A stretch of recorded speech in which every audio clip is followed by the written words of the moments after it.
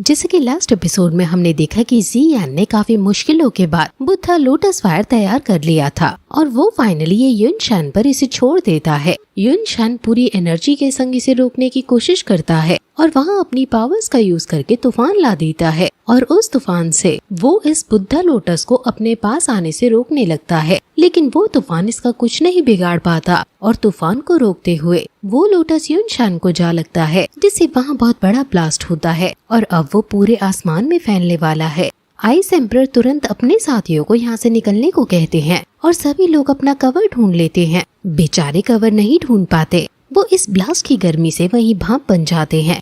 युनशान के डिसाइपल्स भी भागते हैं और जो नहीं भाग पाते वो मारे जाते हैं। आइस एम्परर और बाकी सभी जियान की चिंता करने लगते हैं कि क्या वो सही होगा। उसके दोस्तों को उसके लिए चिंता होने लगती है और लिन सियाओ तो हैरान है कि जियान दो जोंग से भी लड़ पा रहा है, लेकिन दो जोंग को हरा पाना इम्पॉसिबल है और वो जियान के लिए दुखी होने लगता है। सभी लोग अब जियान के लिए दुखी हो रहे हैं क्योंकि इतने बड़े ब्लास्ट से वो नहीं बच पाया होगा। वो जगह टूटने लगती है और याओ चेन भी सोच रहे हैं कि क्या जियान ने इतनी बड़ी पार क्रिएट की है। वो सोल हॉल का आदमी भी सोच में पड़ जाता है कि इस बच्चे के पास आखिर इतनी टेरिफाइंग पावर कैसे हो सकती है। इसका मास्टर यानी ये सोल बहुत ज्यादा शक्तिशाली है, इसलिए ही जियान इतना पावरफुल आज है। वो यहाँ याओ लाओ की ही बात कर रहा है। याओ लाओ कहता है कि अगर तुम मेरी सोल को लेना चाहते हो तो तुम इसे आसान मत समझना। मिस्टीरियस मैन भी कहता है कि मैं जानता हूँ तुम्हें और मैं अपनी पूरी ताकत लगा दूंगा तुम्हें पकड़ने के लिए और तुम्हें अपने साथ सोल हॉल लेकर जाऊंगा, जहाँ हमारे लॉर्ड तुम्हारी सोल को पकड़ बहुत ज्यादा खुश होंगे। याओ लाओ को पता है कि सोल हॉल के लोग काफी ज्यादा शक्तिशाली होते हैं, लेकिन फिर भी वो अभी यहाँ हिम्मत नहीं हार सकता है। वहीं उस ब्लास्ट में से जियान और युनशान गिरते हुए बाहर आते हैं और युन सेक्ट के लोग सोच रहे हैं कि जियान अब मर चुका होगा, लेकिन तभी जियान आंखें खोलता है और अपने विंग से वहां उड़ने लगता है और ये देखकर सब हैरान हो जाते हैं और उसके दोस्त और एल्डर्स काफी खुश होते हैं। युनशान जो कि अब अधमरी सी हालत में है, वो भी अपनी आंखें खोलता है और जियान को अपने पास आता हुआ देखते हैं। वो उस पर काउंटर अटैक करने की कोशिश करता है, लेकिन अब उसकी पावर बहुत कम हो चुकी है, इसलिए वो वहाँ से भागने लगता है। जियान उसका पीछा करने लगता है और कहता है कि तुम अब भाग क्यों रहे हो? मैंने पहले ही कहा था कि तुम अपने एक्शंस के लिए रिग्रेट करने वाले हो। ये कर्ज जो 3 साल का तुम पर है वो तुम्हें आज चुकाना होगा। वो अपनी फ्लेम्स का यूज करके युनशान को बहुत जोर से पंच मारता है। युनशान अब और तेजी से वहाँ से अपनी जान बचाने के लिए भाग रहा है, लेकिन अब जियान 3000 थंडरबोल्ट का यूज करके उसके आगे आ जाता है और उसके मुंह पर एक और पंच मारता है और कहता है कि ये पंच मेरे पिता के लिए है, और दूसरा पंच मारने पर कहता है कि ये पंच मेरे आधे से ज्यादा फैमिली को मारने के लिए। अपने भाई का पैरालाइज का बदला भी अब वो ले लेता है। उसे कंटिन्यूअस पंच मारकर उसके सेकंड ब्रदर की भी लाइफ स्पैन कम हो गई थी, इसलिए वो उसके लिए भी पंचेस मारता है और हर एक पंच से वहाँ बहुत बड़ी एनर्जी वेव निकल रही थी। यूजी जो नीचे खड़ी है वो अपने टीचर को इस तरह बेरहमी से पिटता हुआ देखकर बहुत ज्यादा दुखी होने लगती है और जियान को चिल्लाकर माफी मांगती है और इशारों में उन्हें छोड़ने के लिए कहती है। जियान के सभी दोस्त जियान को युनशान को मारने को कहते हैं और रॉयल एम्पायर के प्रेसिडेंट भी कहते हैं कि अब युनशान का जीवन और मौत जियान के इन पंचेस पर निर्भर करता है। आइस एम्परर यूजी को देखकर कहते हैं कि जियान अपने लोगों को कभी निराश नहीं करता और पता नहीं वो क्या करे। जियान का मन होता है कि यूजी के लिए वो युनशान को जान से ना मारे, लेकिन फिर वो याद करता है कि कैसे युनशान की वजह से उसके पापा को बेरहमी से उन्होंने मारा था और कैसे उसके पापा की एक एक हड्डी का कचुम्बर इन्होंने बनाया था और इनको आज भी इस बात का कोई पछतावा नहीं है। इसलिए जियान यूजी के लिए अपने प्यार को साइड रख देता है और युनशान को बहुत जोर से पंच मारता है, जिससे युनशान नीचे जाकर गिर जाता है। उसके गिरते ही यूजी के अंदर जो सील लगी थी वो भी टूट जाती है, जो ये सिग्निफाई करती है कि युनशान अब मारा गया है। युन सेक्ट के सभी डिसाइपल्स ये देखकर हैरान हो जाते हैं कि उनके पैट्रियार्क अब मारे गए हैं। जियान अब जीत गया है, लेकिन तभी जियान बेहोश सा होने लगता है क्योंकि उसने अपनी पावर्स को एग्जॉस्ट कर दिया है और उसके टीचर याओ लाओ मिस्टीरियस मैन से लड़ाई छोड़कर तुरंत उसे पकड़ने जाते हैं। जियान फाइनली जीत गया है, लेकिन वो तुरंत अपने टीचर को युनशान की बॉडी को वैनिश करने को कहता है क्योंकि वो दो जोंग पर है और उसकी बोन्स अगर इस मिस्टीरियस मैन ने ले ली तो दिक्कत हो जाएगी। लेकिन इससे पहले कि टीचर वहाँ जा पाते, मिस्टीरियस मैन उसकी बॉडी पर पहुँच जाता है और उसे एब्जॉर्ब करने लगता है। याओ लाओ उस पर अटैक करने की कोशिश करता है और उसके एब्जॉर्प्शन प्रोसेस को रोकने के लिए उस पर बार बार हमला करता है, लेकिन मिस्टीरियस मैन नहीं रुकता और उसकी बॉडी को एब्जॉर्ब करने लगता है। ये देखकर सभी हैरान हो जाते हैं और मिस्टीरियस मैन युनशन की सोल को हाथ में पकड़ लेता है, बॉडी को नीचे फेंक देता है। याओ लाओ उस पर फिर से अटैक करता है बार बार, लेकिन मिस्टीरियस मैन अपनी पावर से वहाँ आसपास अपनी शील्ड क्रिएट कर लेता है और उस शील्ड के अंदर युनशन की सोल को एब्जॉर्ब करने लगता है।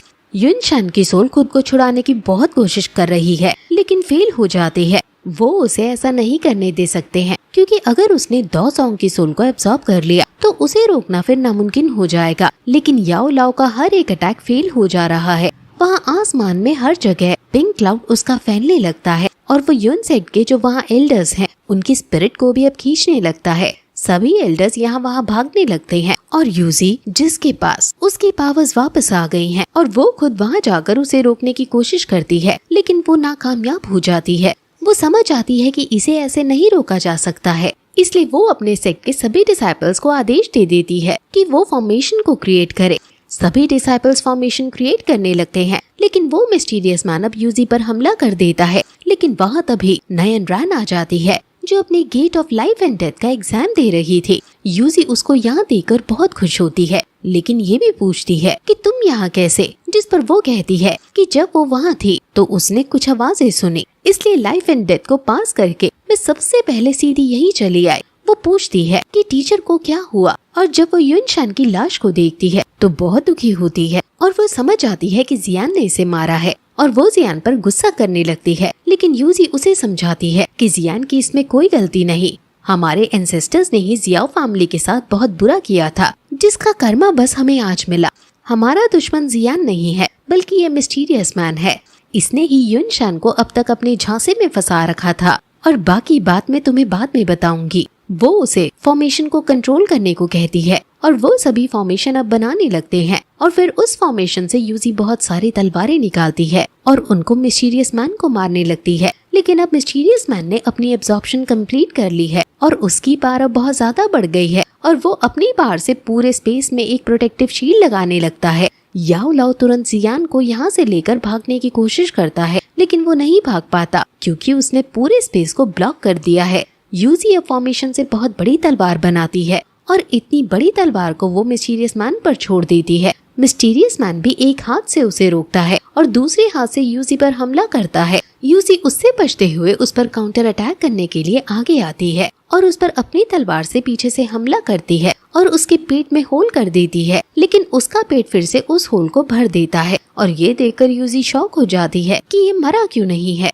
वो यूजी पर काउंटर अटैक करता है और यूजी दूर जाकर गिरती है। यूजी अपनी बड़ी तलवार को, जो उसने पहले छोड़ी थी, उसी को जोर से देने की कोशिश करती है, लेकिन वो भी टूटती हुई नजर आती है। ये सिचुएशन बहुत बुरी हो रही है। अगर इस मिस्टीरियस मैन ने यूनसेट को खत्म कर दिया और उनकी सोल ले ली तो ये हम पर भी हमला करेगा और हमारे लिए इसे रोक पाना बहुत मुश्किल हो जाएगा। इसने बहुत सारी सोल्स एब्जॉर्ब की हैं, जिस वजह से ये बहुत ज्यादा स्ट्रॉन्ग है और इसकी स्ट्रेंथ अब पीक पर पहुंच गई है, और अगर हम सब मिलकर भी इस पर हमला करेंगे तो भी हम इसे नहीं हरा पाएंगे। जियान किसी भी कीमत पर अपने टीचर को इसको नहीं सौंपेगा। अब टीचर उससे कहते हैं कि तुमने मेरी अब तक बहुत मदद की है और मैंने तुम्हें सब सिखा दिया है जो मेरे पास था, अब बाकी तुम पर है सब। मिस्टीरियस मैन यूजी की तलवार को तोड़ देता है और फिर याओ लाओ के पास जाता है और कहता है कि मुझे सिर्फ तुम और ये जियान चाहिए, क्योंकि जियान की फैमिली के पास कुछ ऐसा है जो हम चाहते हैं। याओ लाओ तुरंत जियान को पीछे धक्का दे देता है कि तुम अब इसमें मत पड़ो, क्योंकि खुद जियान तो अपने टीचर को छोड़कर नहीं जाता, इसलिए याओ लाओ को ऐसा करना पड़ा और पीछे से आइस एम्परर जियान को पकड़ लेते हैं। जियान जिद कर रहा होता है कि वो अपने टीचर को ऐसे नहीं छोड़ेगा अकेले लड़ने के लिए, लेकिन आइस एम्परर उसे समझाते हैं कि तुम्हारे टीचर ने कुछ सोच समझ कर ही ऐसा किया होगा और फिर से उनके पास जाना उनके अवहेलना करना होगा। जियान फिर भी वहाँ जाने के लिए आइस एम्परर से छूटने की कोशिश कर रहा है, लेकिन आइस एम्परर उसे नहीं जाने देते। याओ लाओ अब ब्रेवली उसके पास आ जाते हैं और कहते हैं कि तुम अब बेशक बहुत शक्तिशाली हो गए हो, लेकिन मुझे मारना आसान नहीं होने वाला है तुम्हारे लिए। वो दोनों फिर से अब लड़ाई करने लगते हैं। जियान सोचने लगता है कि उसे अब फिर से बुद्धा लोटस को यूज करना पड़ेगा, और चाहे वो अब इसमें मर ही क्यों ना जाए, वो अपने टीचर को बचा कर रहेगा। याओ लाओ और मिस्टीरियस मैन के आइकॉनिक लेवल की फाइट होने लगती है और उनकी फाइट से बहुत ज्यादा फ्रीक्वेंसी की आवाज आ रही थी जो